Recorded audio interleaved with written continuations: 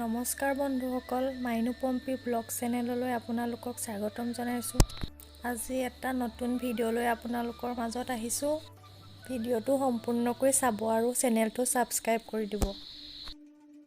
অলপ সময় ঘৰতে আছোঁ, সেইকাৰণে ভাবিলোঁ ভিডিঅ' এটাকে বনাই লওঁ। এতিয়া এয়া ভাইটিহঁতে বনাই আছে ৰেক, যোনটো বাকচ থ'বৰ কাৰণে ৰেক বনাই আছে। কাঠ আছিলে ঘৰতে, ৰেক বনাই আছে। জন্ম দিছে এয়া যোগালী।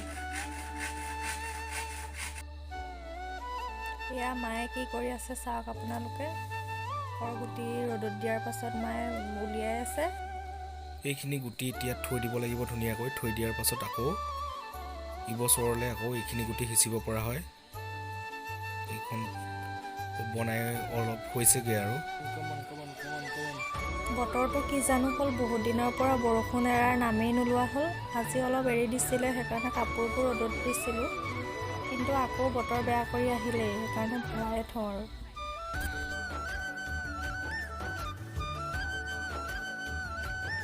কিন্তু ঘৰত থাকি আমনি লাগিলে। এতিয়া কাম কৰি আজৰি হোৱাৰ পাছত অলপ মই ওলাই আহিছোঁ আমাৰ খুৰীহঁতৰ। আমি অহা দেখি খুৰীয়ে চাহ বনাই আনিছে। চাহ খোৱা সময়ে হৈছিলে, ধুনীয়া সময়তে চাহকণ বনাই আনিছে, গাখীৰ চাহ।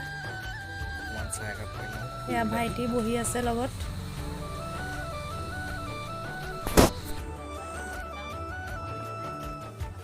বিস্কুট নিদিয়ে নেকি? এতিয়া ঘৰত অহাৰ পাছত আবেলি হৈ গৈছে, সেইকাৰণে ঘৰ চৰবোৰ ধুনীয়াকৈ আজৰি কৰিব দিছোঁ। ঘৰ ৰুম সাৰি আছে। এয়া আমাৰ বাইদেউ এতিয়া ব্যস্ত ৰুম সৰাত। তাৰপাছত এতিয়া কি কৰে বা ৰুম সৰাৰ পাছত পাছৰ কাৰ্যসূচী কি হয়।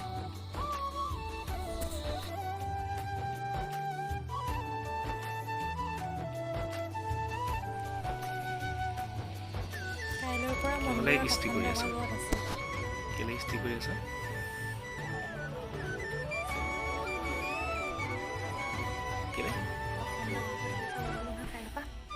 এখন গামোচা মোৰ কোনে দিয়াব?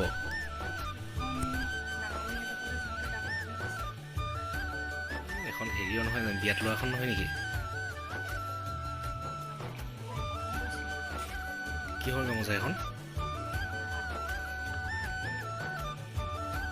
কোনোবা মেয়ে দিছিলে বাৰু?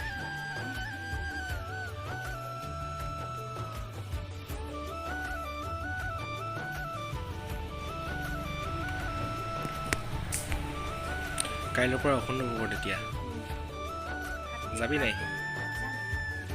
ভাওনা চাবি নাই?